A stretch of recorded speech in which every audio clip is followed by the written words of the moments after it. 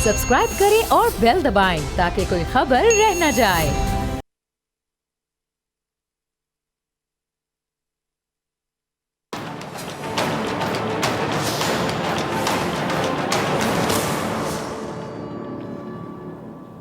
अस्सलाम वालेकुम नाज़रीन, मैं हूं डॉक्टर फ़िज़ा अकबर खान और मैं हूं पाकिस्तान और आप देख रहे हैं पाकिस्तान के सबसे बड़े न्यूज़ चैनल का नंबर 1 प्रोग्राम ऐसे नहीं चलेगा। आज आपको एक कहानी सुनाऊंगी, गौर से सुनिएगा और सीखिएगा कि इस कहानी से आप क्या सीखते हैं। एक चूहा किसान के घर में रहता था, बिल बनाकर किसान के घर में रहता था। एक दिन चूहे ने देखा कि किसान और उसकी बीवी एक थैले से कुछ निकाल रहे हैं। चूहे ने सोचा कि शायद जो वो निकाल रहे हैं वो कुछ खाने का सामान होगा। खूब गौर किया उसने और उसने फिर देखा कि वो तो एक चूहेदानी निकाल रहे थे। अब जाहिर बात, उसने ख़तरा महसूस किया कि उस पर एक ख़तरे की तलवार लटक रही। उसने क्या किया कि घर के पिछवाड़े में जाकर कबूतर को फ़ौरन ये बात बताई घबराहट में कि घर में चूहेदानी आ गई है। और कबूतर ने क्या किया, कबूतर ने सुनने के बाद उसका मजाक उड़ाया और कहा कि मुझे क्या, तुम्हारा मसला है, तुम जानो, मुझे कौन सा उसमें फंसने। अच्छा, मायूस हो गया चूहा। फिर वो मुर्गे के पास गया, मुर्गे को अपना दोस्त समझते हुए उसने बताया। तो मुर्गे ने भी वही किया जो कबूतर ने किया। मुर्गे ने उसका मजाक उड़ाना शुरू कर दिया और कहा कि जा भाई, ये मेरा मसला नहीं, तेरा मसला है, तू जान, तेरा मसला जाने। अच्छा, फिर वो और मायूस हो गया। फिर उसने जाकर बकरे को ये बात बताई कि शायद बकरा उसकी तकलीफ़ को महसूस करे। बकरे ने भी हंसते हंसते उसको इसी तरह मायूस किया। अब उसी रात चूहेदानी में एक आवाज़ आई जिसमें एक जहरीला सांप फंस गया था और खटाक की आवाज़ आई। अंधेरे में उसकी दुम को चूहा समझकर किसान की बीवी ने उसको निकाला, लेकिन सांप ने उस औरत को डस लिया। तबीयत ख़राब हो गई। तबीयत बिगड़ने पर किसान ने हकीम को बुलवाया। हकीम ने उसे कबूतर का सूप पिलाने का मशवरा दिया, वही कबूतर जो कि मजाक उड़ा रहा था चूहे का। अब क्या हुआ कि कबूतर बर्तन में उबल रहा था। ये खबर सुनकर किसान के कई रिश्तेदार उसको मिलने आ गए। अब जिनके खाने का इंतज़ाम करना था, तो किसान ने सोचा कि जो बाहर मुर्गा है उसको ज़बा कर देते हैं, वही मुर्गा जो मजाक उड़ा रहा था और कह रहा था चूहे को ये मेरा मामला नहीं है। अब मुर्गे का इंतज़ाम किया कि उसको ज़बा किया जाए ताकि मेहमानों को खाना खिलाया जाए। कुछ दिन बाद क्या होता है कि कुछ दिन के बाद किसान की बीवी मर जाती है। जनाजा और मौत की ज़ियाफ़त में बकरा ज़बा करने के अलावा कोई चारा नहीं रहता, कोई ऑप्शन नहीं रहती। यानी वही बकरा जो कह रहा था ये मेरा मसला नहीं है, चूहे का मसला है, यानी बकरा भी अब मेहमानों के सामने पेश किया जाएगा। मेहमान उसी बकरे को खाएंगे। अब आपने देखा कि कबूतर का सूप पिलाया गया और मुर्गे को भी ज़बा किया गया और बकरा भी खिलाया गया। चूहा दूर जा चुका था, यानी जो बचा वो वाहिद चूहा। अब नाज़रीन, अगली बार कोई आपको अपने मसले का भी बताए ना, तो इस कहानी से जो सबक आप हासिल करें वो याद रखिएगा कि आपको अगर ये लगे कि ये मसला मेरा नहीं है, जो बता रहा है सिर्फ उसी का, तो थोड़ी देर के लिए इंतज़ार कीजिए और ज़रा सोचिए, वो मसला हो सकता है कि हम सबका हो। और कई बार ऐसा होगा कि चूहा बच गया, जिसका मसला था वो बच के दूर चला गया। बाकी तमाम लोग जो उस मसले को कुछ समझ ही नहीं रहे थे, उस खतरे को ख़तरा महसूस नहीं कर रहे थे, बड़े मुतमईन थे, वो उसमें फंस जाते हैं। हम सब खतरे में हैं। समाज का एक हिस्सा, एक तबका, एक शहरी अगर ख़तरे में, तो याद रखिएगा पूरा मुल्क ख़तरे में है।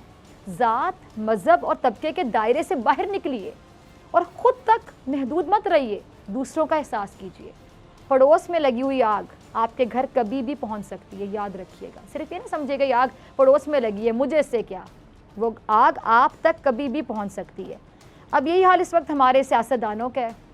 उन्होंने ख़ुद को, अपनी पार्टी को, अपने ख़ानदान, अपनी फैमिली को और अपनी ज़ात तक महदूद कर लिया।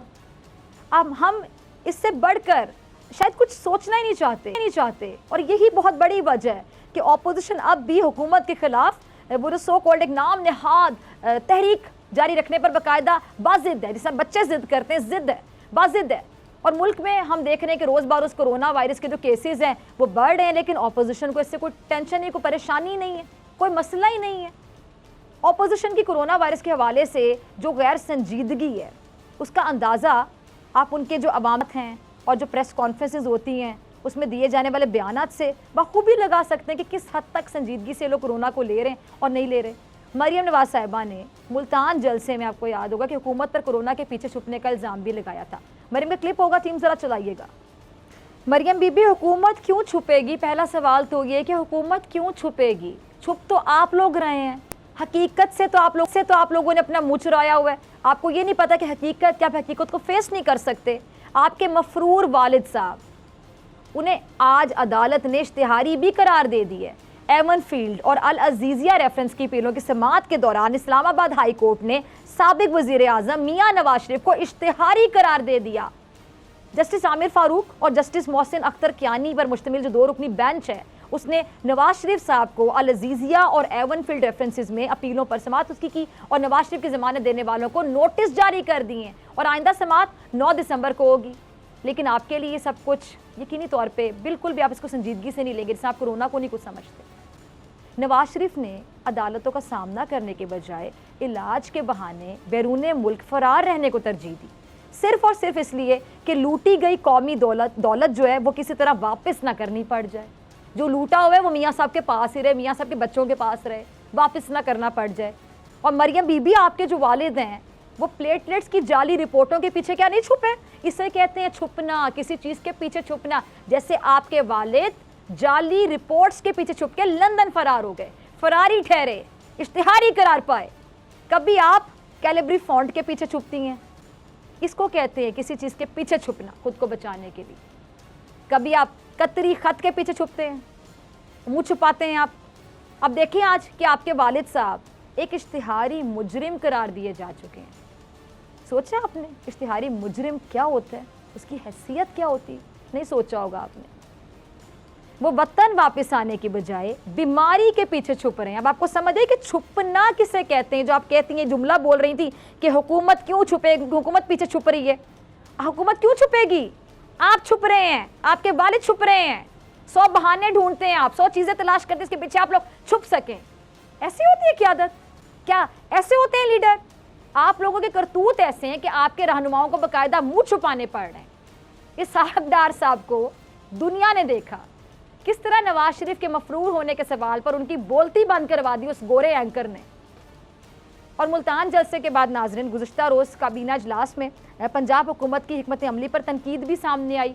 बाज़ वज़रान ने मुल्तान जलसे में पंजाब हुकूमत की खामियों का मामला उठाया और बाज़ अरकान ने अपनी राय दी है कि रुकावटें डालने और पकड़ धकड़ की ज़रूरत नहीं थी। काबीना अरकान ने यह राय भी दी है कि गिरफ्तारियाँ करनी थी तो मसलहत की ज़रूरत नहीं है। और इजलास के बाद प्रेस कॉन्फ्रेंस करते हुए वफाकी वज़ीर इत्तलात सेनेटर शिबली फराज का कहना था कि मुल्तान शहर को अखाड़ा बनाए, इससे जमहूरियत की कोई खिदमत नहीं होती बल्कि लोगों को वबा लगने का खतरा बढ़ा है। पीडीएम जलसे के साथ जो मुल्तान में हुआ वो लाहौर के जलसे में नहीं होगा।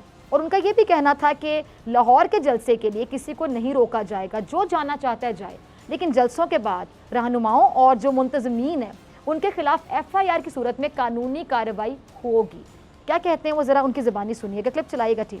अच्छा देखिए नाज़रीन की हुकूमत ने एक तरफ तो इंतज़ामी सतह पर अपनी जो हिकमत अमली है वो क्लियर कर दी, वाज़े कर दिए, लेकिन दूसरी जानिब सियासी पेशकदमी का सिलसिला जो है वो तेज़ तर हो गया।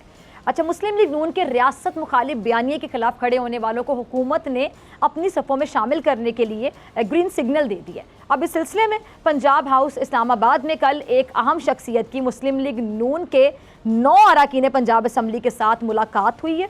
और मैं आपको बताऊं कि इस मुलाकात में नून लीग के जो पहले से मुनहरिफ 5 अरकान हैं वो भी शामिल थे।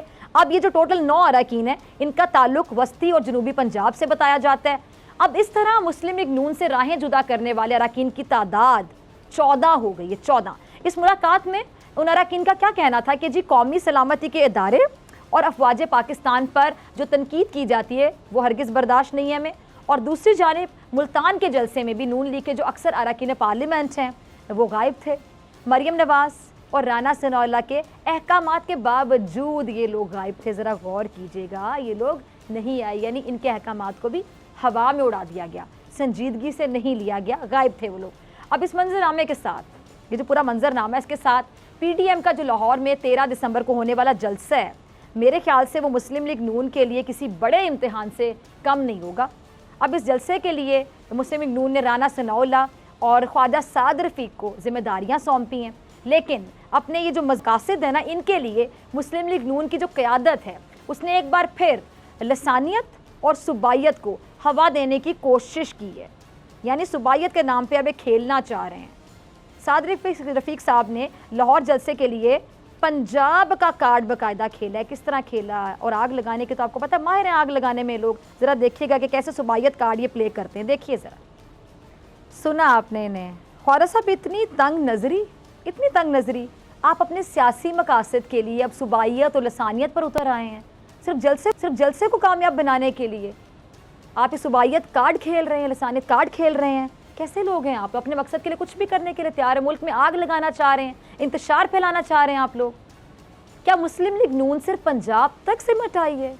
बल्कि मेरे ख्याल से ये कह लें कि पंजाब भी नहीं, लाहौर तक, ये ज़्यादा बेहतर होगा, लाहौर तक, क्योंकि जनूबी पंजाब में तो इन लोगों का सफाया हो चुका है। पता है ना आपको ख्वाजा साहब कि जनूबी पंजाब में आप लोगों का सफाया हो चुका है। मुल्तान जलसे में हकीकत है, सच है, कड़वा लगेगा आपको, लेकिन सुनिए ज़रा कि मुल्तान जलसे में आप पीपल्स पार्टी के मेहमान बनकर गए थे। ये असलियत है आपकी, असलियत। और ख्वाजा साहब आपने तो कभी भी जनूबी या वस्ती पंजाब को मेरे ख्याल से अपना समझा ही नहीं। आपके दौरे इक़्तिदार की अगर मैं बात करूं तो सिर्फ लाहौर तक ही पंजाब महदूद रहा है। यानी लाहौर में कुछ सड़कें पुल बना के आप लोग कह देते थे कि देखें पंजाब को क्या बना दिया। यानी पंजाब इन्होंने लाहौर का नाम रखा हुआ था। थोड़ी बहुत सड़कें, पुल, ओवरहेड ब्रिजेस और अंडर पासेस बना के, बसें, ट्रेनें चला के आपने कहा कि देखें नहीं तरक्की हो गई। सिर्फ लाहौर की सड़कें बना के आप लोगों ने कहा जी पंजाब में तरक्की हो गई। जनूबी पंजाब में आप लोगों ने क्या किया? आप लोगों ने महरूमियों को जन्म दिया, सिर्फ और सिर्फ महरूमियाँ बांटी वहाँ पे। और यही वजह है कि आज आप सिर्फ लाहौर की सियासत तक सिमट आए हैं। इसको डिमोशन कहेंगे, हद लेवल की डिमोशन, सिर्फ लाहौर तक। अब दूसरी जानिब PDM इत्तेहाद में शामिल जो दीगर जमातें हैं वो भी मौजूदा हुकूमत के ख़िलाफ़ नफ़रत में आप कह लें कि इस हद तक अंधी हो चुकी हैं कि उन्हें कुछ भी दिखाई नहीं दे रहा, कुछ समझ नहीं आ रहा है। ज़रा अगला क्लिप देखिएगा। अब्दुल गफूर हैदरी साहब, मेरे ख्याल से आप फिक्र मत कीजिए, जब हुकूमत का डंडा चलता है ना तो आप जैसों को जाए पनाह नहीं मिलती। आप लोग इस्लाम के नाम पर मदारिस के बच्चों को जमा करके अपने जो मजमूम मकासद हैं वो पूरे कर लेंगे। मेरे ख्याल से इस खाम ख्याली से ना बाहर आ जाएं आप लोग। कितने बच्चों को सड़कों पर ले आएँ, लेकिन अवाम आपको हमेशा मुस्तरद कर देती। ये आपकी असलियत है। वाकिफ़ है ना अपनी असलियत से? पाकिस्तान डेमोक्रेटिक मूवमेंट कितनी जमहूरी होगी इसका अंदाज़ा आप इसी बात से लगा लें कि उसकी सरबराही करने वाला पार्लियामेंट का रुकन तक नहीं बन सका। ये है उस शख्स की असलियत। गैर मुंतखब लोगों का ये जो टोला है, मुझे समझ नहीं आती कि गैर मुंतखब लोग हैं ये, और इनका बाकायदा ये टोला है, ये किस मुंह से मुंतखब हुकूमत को घर भेजने की बात करता है। अवाम ने वोट तक तो आप लोगों को डाला नहीं। ये अवाम का पे एतमाद है क्या? जो एतमाद है वो अब आप ये सड़कों पे बाहर निकल के अंदाजा लगाएंगे कि कितना एतमाद है। कैसे लोग हैं आप? ये आपकी जमहूरियत। आपको तो ABCD नहीं पता जमहूरियत की, कि मुंतखब आप लोग हुए नहीं हैं और आप लोग कह रहे हैं कि सड़कों पे जो 4-5 लोगों का मजमा लगा लेंगे, ये जी हमारी लोगों की हमसे मोहब्बत है, लोगों का हम पे एतबार है, लोगों का हम पे एतमाद है। ये जमहूरियत है? दोबारा जगह पढ़ें। आप लोगों को तो बहुत कुछ पढ़ने की, बहुत कुछ सीखने की ज़रूरत है। PDM की जो जमहूरियत पसंदी है उसका अंदाज़ा नाज़िर आप इस बात से लगा रहे हैं कि गिलगित बल्तिस्तान में ये जमातें कोई इत्तेहाद ना बना सकें, यानी एक दूसरे पर इनकी बदएतमादी का हाल ये हुआ कि मुंह की खाना पड़ी। अगर इत्तेहाद कर लेते तो शायद 1-2 नशिस्तें मजीद हासिल कर पाते, लेकिन इत्तेहाद तो तब होता ना जब एतमाद होता। मेरे जुमले पे गौर कीजिएगा, इनको आपस में भी एक दूसरे पर एतमाद नहीं है, लेकिन ये साथ खड़े होके, चूंकि इनको कोई और सर मत्थे से दुख रहा है, उसकी हुकूमत को गिराना चाहते हैं, टफ टाइम देना चाहते हैं, तो लिहाजा ये एक दूसरे के साथ खड़े हुए, लेकिन आपस में भी एक दूसरे पर एतमाद नहीं करते हैं। और अवाम को कहते हैं कि अवाम इन पर एतमाद करे। झूठों का टोला, मकारों का टोला। एतमाद की कमी इनके बयानात में भी नजर आती है, इनके इजलासों में भी नजर आती है, इनकी बातों में भी नजर आती है। कभी इनकी बातें सुनिएगा, फिर रिवर्स करके दोबारा सुनिएगा, फिर तीसरी बार कंफ्यूजन भरी हुई आपको दिखाई देगी, सुनाई देगी, महसूस होगी। ये इतने कंफ्यूज हैं यहाँ से हर जगह से, क्योंकि इनको एतमाद ही नहीं है एक दूसरे पे, क्या इनको एक अपने ऊपर भी एतमाद नहीं है। इतनी गैर फितरी इत्तेहाद सिर्फ अपनी करप्शन की दौलत जो है ना वो छुपाने के लिए इन्होंने बनाए, किसी तरह ये बच जाएं। अब आज इसी गिलगित बल्तिस्तान की जो काबीना है इसकी तकरीब हलफ बर्दारी की अगर मैं बात करूँ तो वहाँ वज़ीर-ए-आज़म इमरान खान साहब ने PDM में जो शामिल जमातें हैं उन्हें खूब आईना दिखाया, अपने मखसूस अंदाज में आईना दिखाया। खान साहब का क्लिप होगा, ज़रा चलाइएगा। बिल्कुल सही कहा, ठीक फरमाया वज़ीर-ए-आज़म पाकिस्तान ने, बिल्कुल ठीक फरमाया आपने कि ये जो करप्शन और चोरी का पैसा है ना ये किसी का नहीं होता।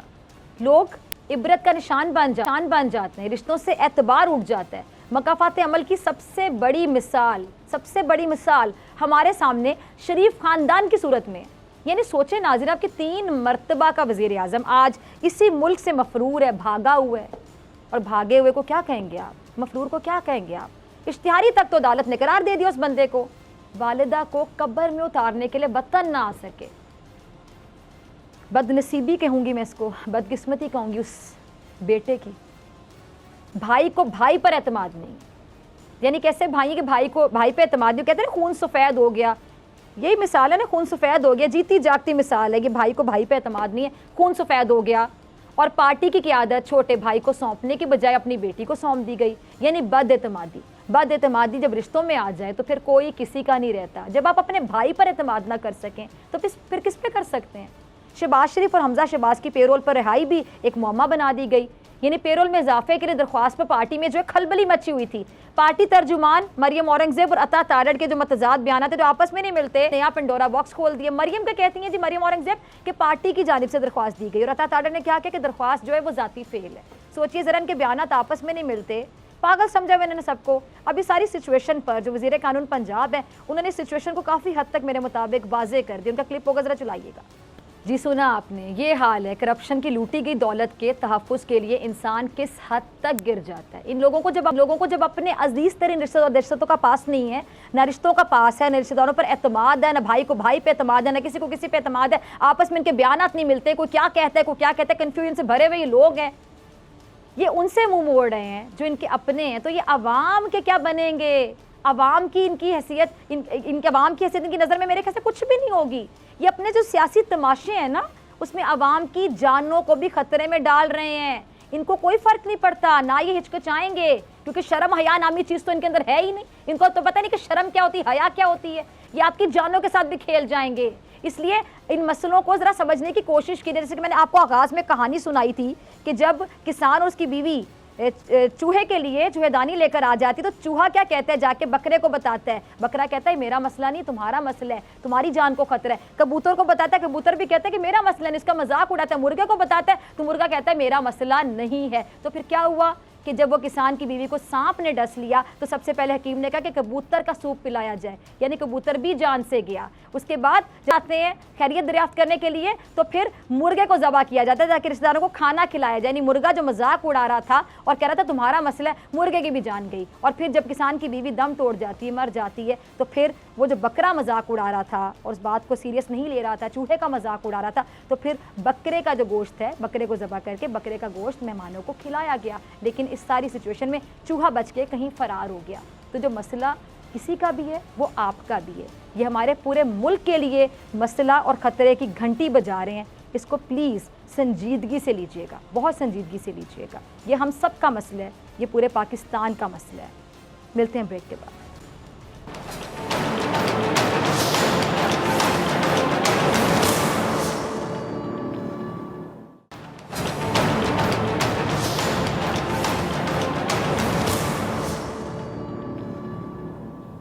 वेलकम बैक नाजरीन। मोदी सरकार की छोटी जहनियत फिर अपना आप दिखाने लगी है।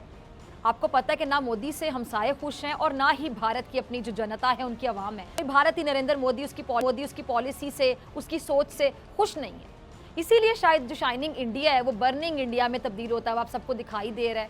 और हम कह सकते हैं कि मोदी ने अपनी कट्टर इंतहा पसंद सोच को लेकर खुद अपने हाथों से भारत में आग लगाई हुई है, जो अब अपना आप दिखाना शुरू हो गई है।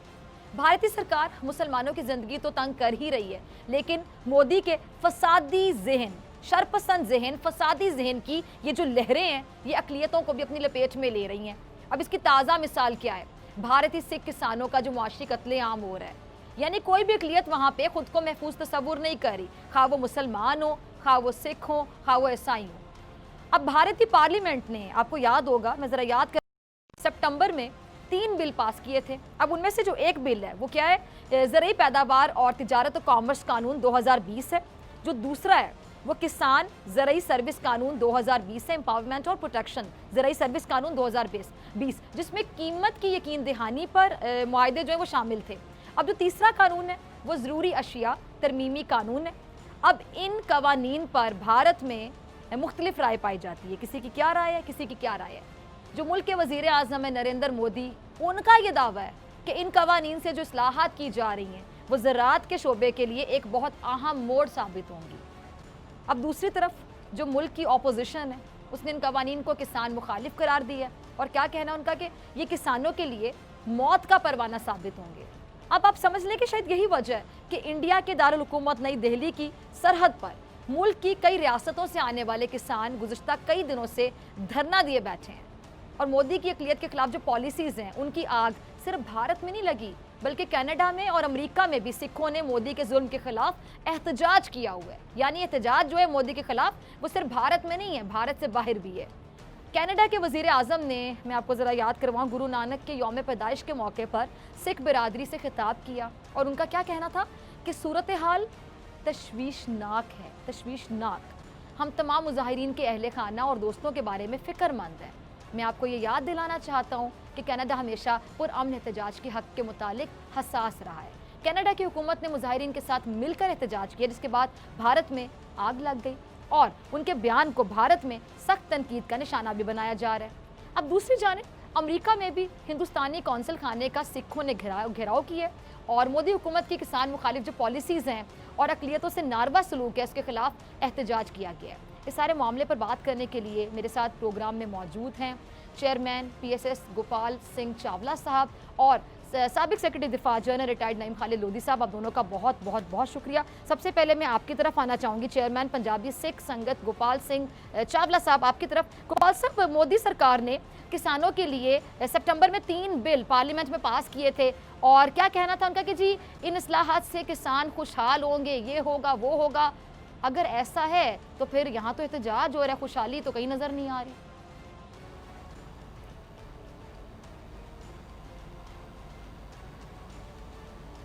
जी फिजा जी, बहुत शुक्रिया। मैं सबसे पहले आपका और आपके बोल चैनल का बहुत शुक्रिया अदा करता हूँ। और उसके बाद देखो, जो मोदी है, मैं कहता हूँ कि आप मेरी बहन हो, आपके सामने कोई अल्फाज इस्तेमाल नहीं करने चाहिए, मगर 2 चीज़ें बहुत मुश्किल है। एक ऊंट को शलवार पहनानी और एक मोदी को बंदा बनाना, ये बहुत मुश्किल है। मोदी कभी बंदा नहीं बन सकता।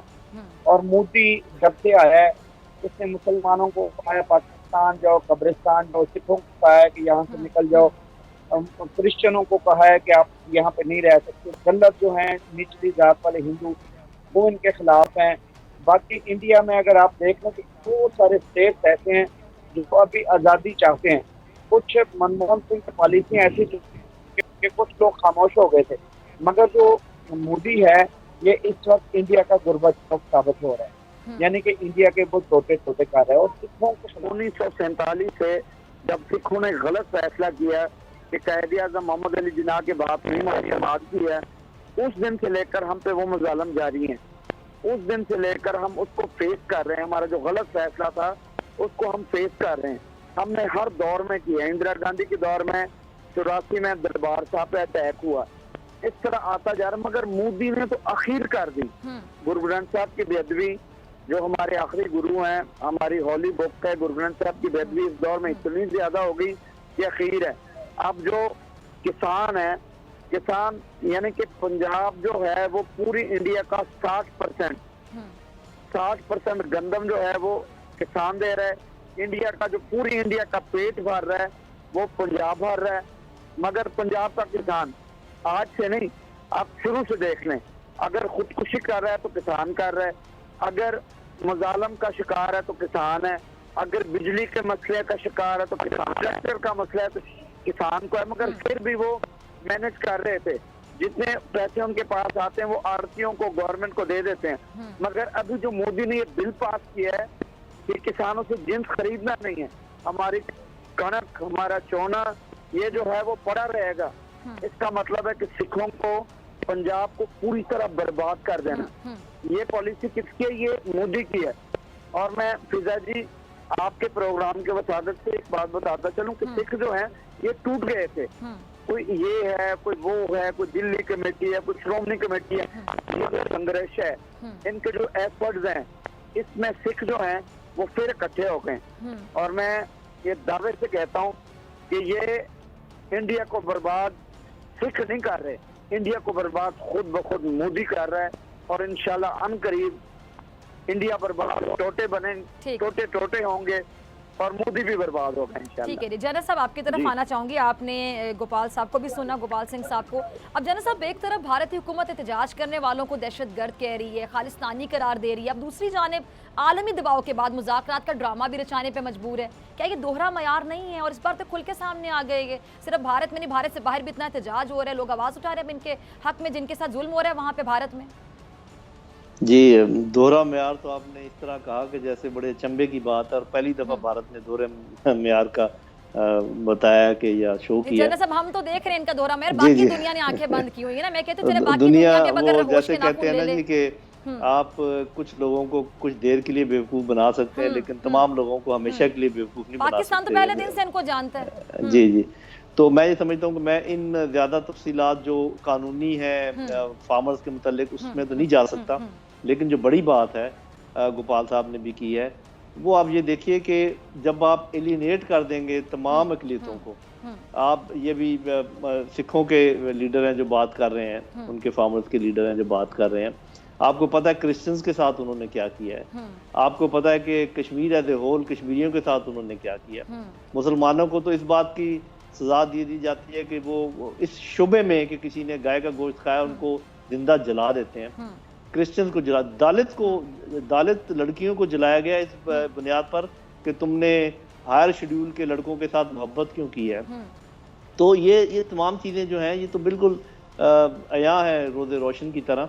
और जैसे गोपाल साहब कह रहे हैं कि वो खुद हिंदुस्तान को टुकड़े टुकड़े करने के दरपे है, लेकिन वो जिस घोड़े पर सवार है वो घोड़ा है जो एक्सट्रीमिस्ट हिंदुत्व है उसका जो बयानिया है। मैं ये समझता हूँ कि हिंदुओं में बहुत सारे सेन माइंड्स हैं, बहुत सारे लोग मुखालफत कर रहे हैं, और ये सस्टेनेबल नहीं है इसकी ये जो अप्रोच है। इस तरीके से तो ये आगे इतना बड़ा मुल्क है, और फिर आप ये देखिए कि अमेरिका ने उसको अपना स्ट्रेटेजिक हलीफ बना लिया है। मेरा ख्याल बहुत जल्द वो भी पछताएगा कि ये मैं किसको अपना हलीफ बना बैठा हूँ। तो ये सारी चीज़ों को अगर आप नज़र में रखें कि अगर ये अपना रवैया तब्दील ना किया तो मैं इत्तफाक करता हूँ गोपाल सिंह साहब से जो ये कह रहे हैं कि ये तो मुल्क को टुकड़े टुकड़े कर देंगे। और देखिए इन्होंने दुरुस्त कहा कि अभी सिख भी इकट्ठे हो गए हैं, पहले बिखरे हुए थे, मुझे लगता है मुसलमान भी इकट्ठे हो रहे हैं, क्रिश्चियन भी इकट्ठे हो रहे हैं, दलित भी इकट्ठे हो रहे हैं। तो अगर ये सब इकट्ठे हो जाते हैं तो ये अक़लियत तो रहते ही नहीं, ये तो फिर अक्सरियत में तब्दील हो जाएंगे अगर ये मिलकर कोई काम करें। तो अगर होश के नाखून ले लें वो तो ठीक है, अगर नहीं लें तो हम क्यों, हमें एज ए दुश्मन तो वैसे तो खुश होना चाहिए कि सब कुछ हो रहा है, लेकिन खुशी इसलिए नहीं है कि जब नेबरहुड में कोई मुसीबत आती है तो आपको और हम पर इफेक्ट उसका लाजमी आएगा, और वो कोई अच्छा इफेक्ट नहीं होगा। तो हमें कोई खुशी नहीं है इस बात की अगर कोई ये समझता हो कि जी पाकिस्तान बड़ा खुश हो रहा होगा कि जी वहाँ पर ये मसाइल हैं और ये, हमें दुख है। और हम अपने सिख भाइयों के साथ, मुसलमान भाइयों के साथ, क्रिश्चियन के साथ, दलित के साथ, सबके साथ यकजहती शो करते हैं और दुआ करते हैं कि अल्लाह ताला उनके मसाइब को कम करे और ख़त्म करे। ठीक ठीक ठीक है, जनरल साहब का पॉइंट आ गया। गोपाल साहब, आपने जनरल साहब को भी सुना। अच्छा, मैं आपसे जानना चाहूँगी गोपाल साहब कि कहीं ये वजह तो नहीं कि भारत में ज़्यादातर जो ज़राई सूबे हैं वहाँ पर बीजेपी की हुकूमत नहीं है, और सिखों ने हालिया जो इंतखाबात थे उसमें नरेंद्र मोदी को मुस्तरद कर दिया। अब उस बात का गुस्सा नरेंद्र मोदी निकालना चाहता है, बीजेपी की गवर्नमेंट निकालना चाहती है। हम कह सकते हैं कि किसी तरह से बदला लिया जा रहा है, बदला लेने की प्लानिंग की जा रही है। जी बिल्कुल, आप फरमा रही हैं, जनरल साहब की बातें मैंने सुनी हैं। मैं आपको एक बात बताऊं फिजा जी, और वो हमारे इधर कहते हैं ना कि मैं नहीं बोल रहा, मेरा यार बोल रहा है। ये जो इनकी गवर्नमेंट है ये नहीं बोल रही। 1952 में इन्होंने सिखों को केसाधारी हिंदू यानी बालों वाला हिंदू करार दे दिया। देखो, हिंदू और सिख एक अलग अलग कौम है। हमारा रहन सहन, हमारी नजरियात, हमारी सबसे बड़ी बात है कि हम हिंदू नहीं है, ऊंच नीच जात पात ये सिखों में है ही नहीं। गुरु नानक साहब ने यही कहा है कि आपके बीच आते ही खाओ, नानक हुक्म ही आ जाओ। अल्लाह के हुक्म में आना है, अल्लाह के हुक्म में जाना है, जो बीजोगे वो खाओगे। हमारी मुकद्दस किताब कहती है कि अव्वल अल्लाह नूर पाया कुदरत के सब बंदे, एक नूर पे सब जग उपजे कौन पले को बंदे। ये हमें अपना बनाना चाहते हैं, मगर हम इनके नहीं हैं। हम सिख हैं, वहदनियत के कायल हैं, एक अल्लाह को मानने वाले हैं। ये बुत परस्त हैं, ये जालिम हैं, और हम जालिम नहीं हैं, हम जालिम के खिलाफ हैं। जी जी इन्होंने जुल्म किए हैं। आप पंजाब का देख लें फिजा जी, इन्होंने पंजाब, आप थोड़ा सा देख लें, पंजाब में शराब अगर 400 रुपए की है तो बाकी इंडिया में 600 रुपए की है। पंजाब में जो चीटा चलता है वो अगर 200 का मिलता है तो बाकी इंडिया में मिलता है। इन्होंने हर चीज वहां पे की हुई है ताकि इन जो सिख नौजवान है उनको नशों पे लगा। कल नहीं तो परसों जो ठीक। मोदी की जालिम सरकार है वो तो कहती है कि हिंदुओं में जो बामण है उनके बगैर हमने किसी को बर्दाश्त ठीक। नहीं करना। फिजा जी जब ये बना था तो उस टाइम ये हिंदुस्तान नहीं बना था, वो उस टाइम ये भारत बना था। भारत एक लफ्ज था, मजहबी लफ्ज, ये इंडिया बना था, मगर इन्होंने इसको सिर्फ हिंदुस्तान बना दिया कि यहाँ पे सिर्फ हिंदू आबाद हो सकते हैं, मगर यहाँ पे बाकी भी कौमें हैं। जैसे जनरल साहब ने सही। कहा है कि जब सिख, जब दलित, जब क्रिश्चियन, जब बाकी कौमें सब इकट्ठी होंगी तो ये मिनॉरिटी नहीं, ये मेजॉरिटी बन जाएंगी ठीक। और इंशाल्लाह हमें हमारा हक मिलेगा। ये जो कश्मीर में हम जालिम कर रहे हैं ये कितने दिन रहेंगे? 2019-20 तक ये कश्मीरियों पे राज नहीं कर सके, ये अपना तिरंगा वहां पे मुसल्लत नहीं कर सकते। कश्मीरी हैं वो अगर शहीद होते हैं तो अपना पाकिस्तानी परचम अपने आप पे डालते हैं, वो अपने आप को पाकिस्तानी जबर करते हैं। तो जितने भी मुसलमान हैं, जितने भी पाकिस्तान से प्यार करने वाले हैं, वो कभी भी कश्मीरियों का साथ नहीं छोड़ेंगे। और मैं आपको फिजा जी बात बताता चलूं कि जो हमारा जो मक्का है वो पाकिस्तान में, गुरु नानक साहब की पैदाइश पाकिस्तान में, हमारा जो मदीना है वो पाकिस्तान में, गुरु नानक साहब की आखिरी रस्मात जो हैं वो करतारपुर साहब में हुए हैं। तो पाकिस्तान हमें प्यार करता है, हम भी पाकिस्तान को प्यार करते हैं और इस चीज को हम तस्लीम करते हैं कि 1947 में हमने इन हिंदू बानियों पे जो एतमाद किया था वो हमारी बहुत बड़ी गलती है। ठीक है, अपनी गलती को मान लेना बहुत बड़ी बात है। जनरल साहब मैं आपका लास्ट कमेंट चाहूंगी। जी मैं लास्ट कमेंट में यही कहूंगा, इंडिया के टोटे होंगे, मोदी जो है इंडिया के टोटे करेगा और इंशाल्लाह कश्मीर भी आजाद, खालिस्तान भी आजाद होगा, नदरलैंड जितने भी इनकी तहरीक नदरलैंड वाली, तो बाकी इंशाल्लाह जैसे रूस के टोटे टोटे हुए हैं ना ऐसे इंडिया के भी टोटे टोटे होंगे जरूर। जनरल साहब आपका लास्ट कमेंट। हमें बाहर से तो कुछ कहने की जरूरत ही नहीं है। अगर इंडियन गवर्नमेंट का ये ख्याल है कि वो धक्का दे के अक़लियतों को भारत से निकाल देंगे, हिंदुस्तान से निकाल देंगे, तो उनको ये गलतफहमी से निकल जाना चाहिए। होगा ये कि जब उनको धक्का देंगे वो अपनी ज़मीन समेत उनसे अलग हो जाएंगे, एक खालिस्तान बनेगा जिसकी हम हमायत करते हैं।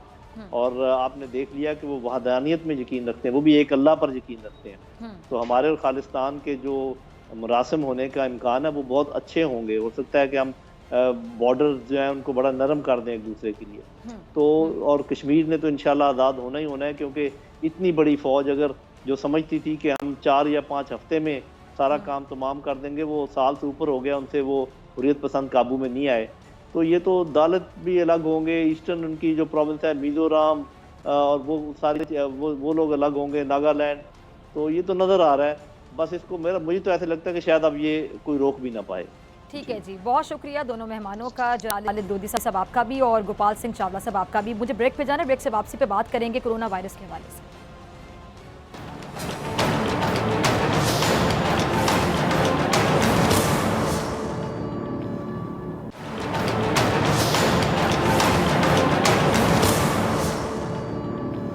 वेलकम बैक नाजरीन। जहां हर तरफ हम बात सुन रहे हैं कोरोना वायरस और कोरोना के जो खतरात हैं, दूसरी लहर बहुत ज़्यादा डेंजरस साबित हो रही है, वहां पर एक अच्छी खबर है जो मैं आपके साथ अब शेयर करने जा रही हूं कि हुकूमत ने आवाम को कोरोना वायरस की वैक्सीन बिल्कुल मुफ्त फराहम करने का फैसला किया है। खबरें ये है कि चीन पाकिस्तान को इस मुश्किल वक्त में मदद देगा और वैक्सीन फराहम करेगा।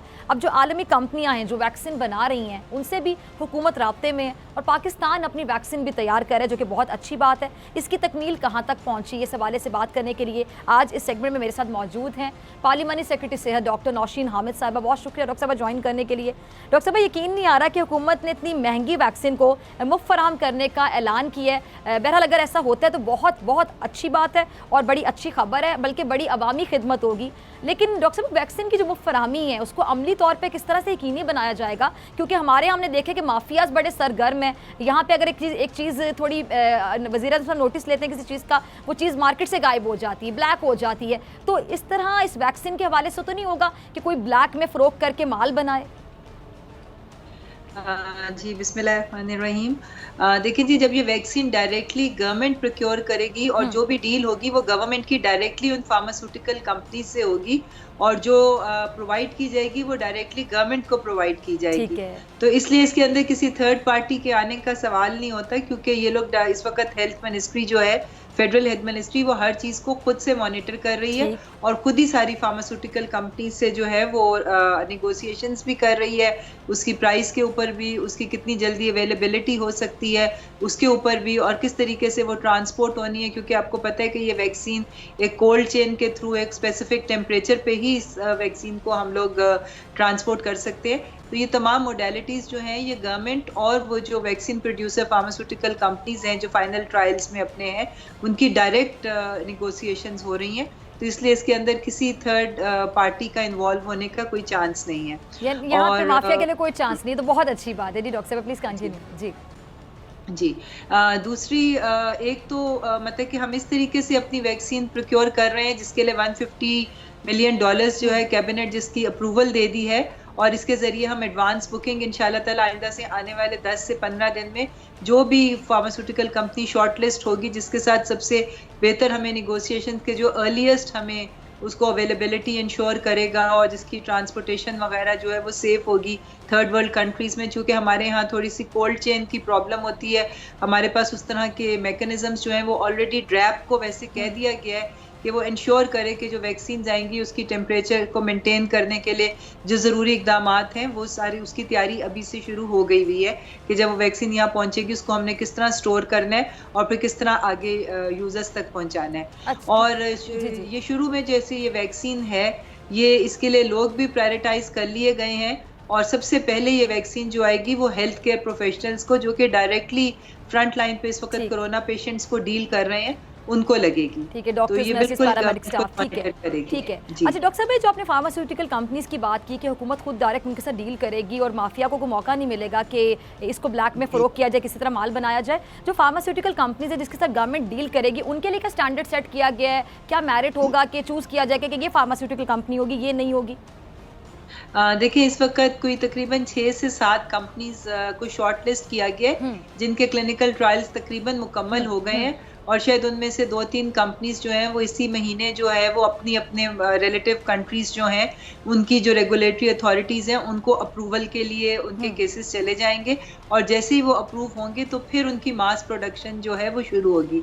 तो अभी वो 6-7 कंपनीज जो हैं उनमें अमेरिकन कंपनीज भी हैं, यूके की कंपनी भी है, चाइनीज़ कंपनी भी है, पर हमने ये देखना है कि हमें कौन सी सूट करती है, हमें कौन सी कंपनी सबसे जल्दी अवेलेबिलिटी इंश्योर करती है, और प्राइसिंग भी जिसकी अफोर्डेबिलिटी भी हम लोगों ने देखनी है, और ज़ाहिर है उसकी एफिकेसी भी देखनी है। पर इस वक्त जो बाहर वाली कंपनीज हैं जो अमेरिकन कंपनीज जो कर रही हैं उसकी वैसे भी वैक्सीन की 2 डोजेस लगनी होगी हर पेशेंट मतलब हर इंसान को, और वो 3 वीक्स या 4 वीक्स के गैप से लगनी है। चाइनीज़ कंपनी की वैक्सीन जो है वो उसकी एक ही डोज सफिशेंट होगी।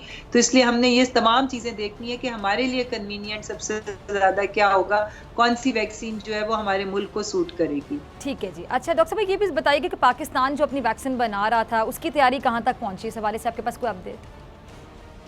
देखिए इस वक्त पाकिस्तान अभी अपनी वैक्सीन जो बना रहा है वो तो अभी एक्सपेरिमेंटल स्टेजेस में है, मगर पाकिस्तान में एक वैक्सीन के फेज 3 क्लिनिकल ट्रायल्स हो रहे हैं जो पाकिस्तान कर रहा है, NIH की सुपरविजन में हो रहे हैं, और वो कैंसिनो बायो जो चाइनीज़ वैक्सीन है उसके ट्रायल हो रहे हैं। इसमें हमने 8,000 वॉलंटियर्स को ये वैक्सीन लगानी है, 5,000 से ज़्यादा लोगों को वॉलंटियर्स को ये लग चुकी हुई है, और जो इनिशियल नताइज हैं इसके वो बहुत हौसला अफजा है, क्योंकि 6 वीक्स के बाद वैक्सीन लगने के 6 वीक्स के बाद फिर कुछ ब्लड टेस्ट वगैरह होते हैं जिसमें उस वैक्सीन का रिस्पांस देखा जाता है कि वो कितनी इफेक्टिव है, कितनी एंटीबॉडीज बन रही हैं। तो जो इनिशियल टेस्ट है वो काफ़ी हौसला अफजा नताइज है, और उसकी सेफ्टी भी जो है, यानी उसके जो एडवर्स इफेक्ट्स का जो होता है इंटरनेशनल स्टैंडर्ड्स के मुताबिक, उसके एडवर्स इफेक्ट्स भी जो हैं वो भी हम उसको सेफ जोन में ही डिक्लेयर कर रहे हैं। इसके बाद इसके कुछ सैंपल्स जो हैं, जब ये ट्रायल इसके सारे वॉलंटियर्स को लग जाएगा, कुछ सैंपल्स चाइना जाएंगे और फिर वहाँ पर इसकी मजीद टेस्टिंग होगी, इसकी एफिकेसी को और इसकी वो सिक्योरिटी, वो सेफ्टी को इंश्योर किया जाएगा। उसके बाद इंशाल्लाह ताला ये चाइना जो है ये बड़ी तादाद में हमें ये वैक्सीन प्रोवाइड करेगा। ठीक है जी डॉक्टर साहब, बहुत शुक्रिया। डॉक्टर नौशीन मौजूद थी। इसी के साथ डॉक्टर फिज़ा अकबर खान को दीजिए इजाज़त। आपसे मुलाकात होगी इंशाल्लाह कल सेम टाइम सेम चैनल। अगर ज़िंदगी ने वफ़ा की, दुआओं में याद रखेगा, अपना बहुत ख्याल रखेगा। अल्लाह निगहबान।